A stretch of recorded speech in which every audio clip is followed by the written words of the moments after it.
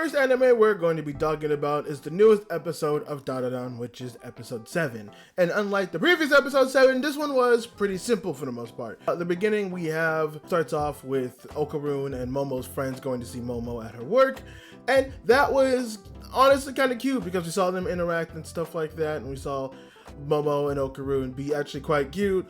Okarun wanted to wait for Momo. Momo looking at the clock, seeing what time. Hoping to wait for Okarun. He's not waiting there, but he does run, and they like hold hands and yada yada yada. They're a cute couple, man. Okarun and Momo. I love the way that they're actually like building the relationship in the sense of like it's there, and I don't know if both of them are like believing it or interacting with it, but it's cute. I really like it. I really like how they're handling it. I really like how they're presenting it.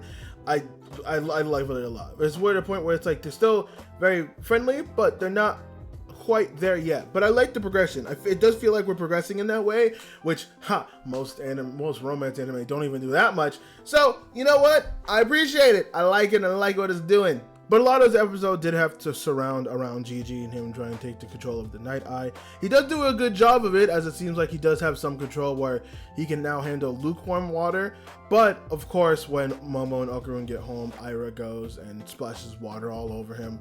He ends up coming out, almost actually hurting Momo. But luckily, Momo, was drinking hot water, had some hot water in her mouth, and she was able to use it. So that was good. That was good, quick little thinking. But obviously, everyone's kind of acknowledging the fact that they can't really sustain this anymore. Like, they can't avoid Gigi from cold water all of the time, and they have to do something, and they have to do something quicker. And it's to the point where they probably can't have Gigi having the oh my god, I don't even want to call it the evil eye inside of him anymore, which does suck. It does suck because last episode we see Gigi very sad over the fact that he couldn't do it.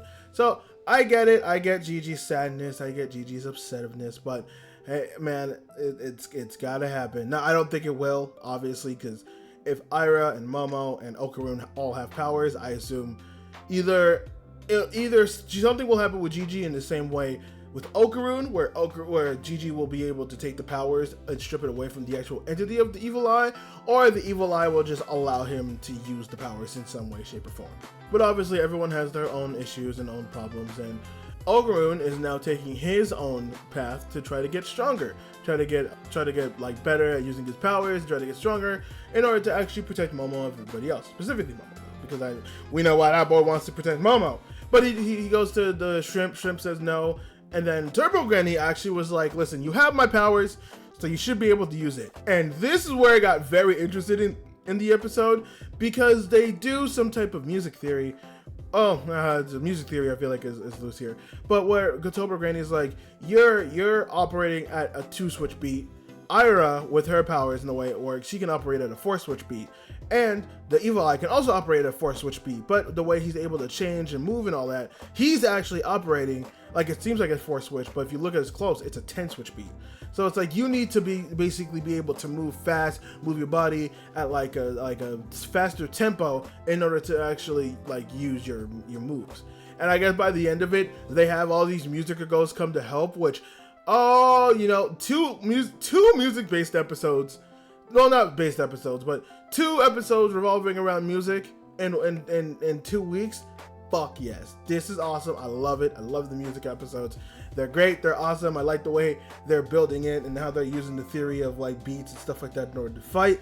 That's the same way I beat the dancer in Dark Souls 3, but that's irrelevant. But that's a flex I like to talk about. But either way, this episode was fun. Honestly, surprisingly, there wasn't much to talk about this. It can be summarized in like a couple of episodes because something like super big happened and nothing like super impressive.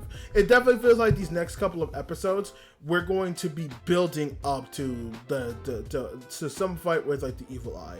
So I assume that Okarun and Ira will have their training montage. Gigi will probably have his feelings towards everything, and Momo will probably go through her stuff as well, and then they'll all be able to fight the evil eye, and they'll all be stronger because of it, and they'll all be good. But yeah, other than that, not much to write home about this episode. It was a fine episode. It wasn't like anything bad. Just not much happened. It was definitely like a building block episode, which is fine. You have to have those sometimes in a season.